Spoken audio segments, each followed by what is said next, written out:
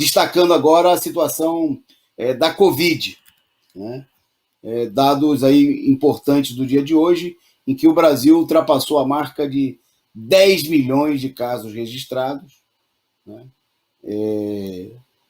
É a demonstração cabal que a gente sabe que esses números não correspondem nem de longe à realidade, uma vez que o Brasil é um dos países que menos testes realiza no mundo, né? E se os testes fossem realizados, esse número aí provavelmente seria pelo menos o dobro, né, de pessoas que foram infectadas pela doença.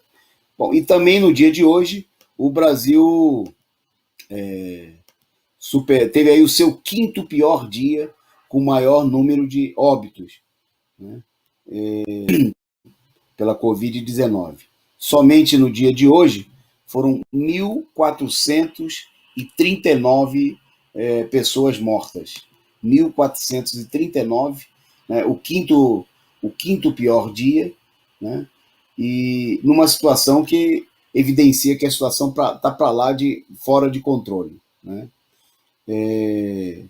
Nesse ano, em 28 de janeiro, nós tivemos aí 1.439, né, em 24 horas, e o recorde, né, o maior número de mortos em um único dia, aconteceu no ano passado, em 29 de julho, 1.554 casos em um único dia, né.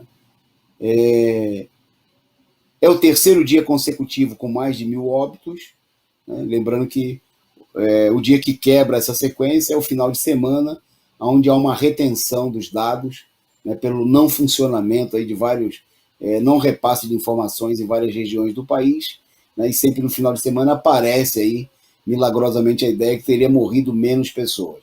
Nas últimas 24 horas, os dados das secretarias de saúde apontam 49.368 novos casos positivos, né? E aí o que levou, nós já temos hoje, na realidade, em números oficiais, 10 milhões e 28 mil infectados no país. Nessa altura, né, quando a gente já falou aqui, já passou de 10 milhões e 30 mil. Entre ontem e hoje, né,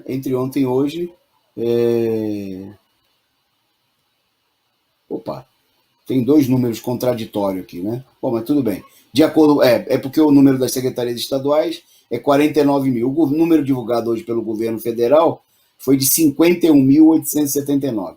Veja que eles não se entendem nem mesmo na falsificação, né?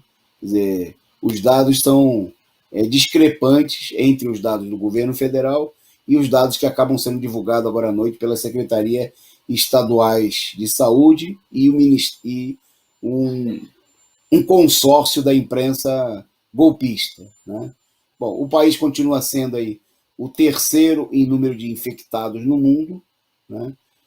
De acordo com a Universidade Johns Hopkins, que é referência em estudos aí da Covid, o Brasil só está atrás em número de casos da Índia, dos Estados Unidos, que tem quase 28 milhões de casos nesse momento, e da Índia, que tem pouco mais, 900 mil casos a mais do que o Brasil, né? A média de mortos nos últimos 7 dias foi de 1.030 mortos causados pela doença, e o Brasil já se aproxima do período mais longo, com média de mortes superior a 1.000, né? Já foram 31 dias lá atrás, entre 3 de julho e 2 de agosto, no auge da pandemia, né? E agora nós já estamos entrando aí na quarta semana com média de 1.000 mortos. Quer dizer, mantida essa média atual, na próxima semana, essa etapa agora vai se transformar, né, no período com maior número de concentração de casos, superando a etapa anterior. A região, o Nordeste, é a única região sem aceleração do número de casos nesse momento, né? E a situação ela continua crítica e acelerada em vários estados do país. É o caso do Acre, Roraima, Pará, Amapá, Goiás, Bahia, Pernambuco, Rio Grande do Norte, Paraíba e lá embaixo no Rio Grande do Sul. Né? Queda anunciada, né, somente no Rio de Janeiro, no Sergipe, Tocantins e Amazonas.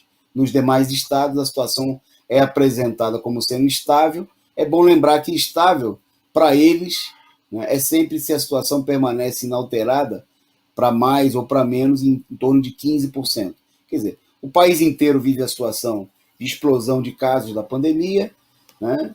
A cada momento são divulgados aí novos casos de contaminação pela nova cepa, que vem se espalhando, a cepa a partir do Amazonas, mas também casos da nova cepa do Reino Unido e até da África já se verificam em território nacional. Né? No dia de hoje também nós tivemos aí a divulgação, no caso de uma criança, um bebê de 1 mês, né? E vocês viram aí a curva, como a curva, o gráfico mostrou aí, né? Podia até colocar para a gente novamente, não sei se já... como a curva ela é ascendente à velocidade. Né? O país demorou de março, né, até junho para chegar à casa de 1 milhão. Depois nós tivemos aí para chegar aos 5 milhões, quer dizer, foram 5 meses, foram 4 meses para chegar, desde o primeiro caso, até que a gente chegasse à marca de 1 milhão de pessoas infectadas. Depois, para atingir a marca de 5 milhões, né, essa marca foi atingida em outubro.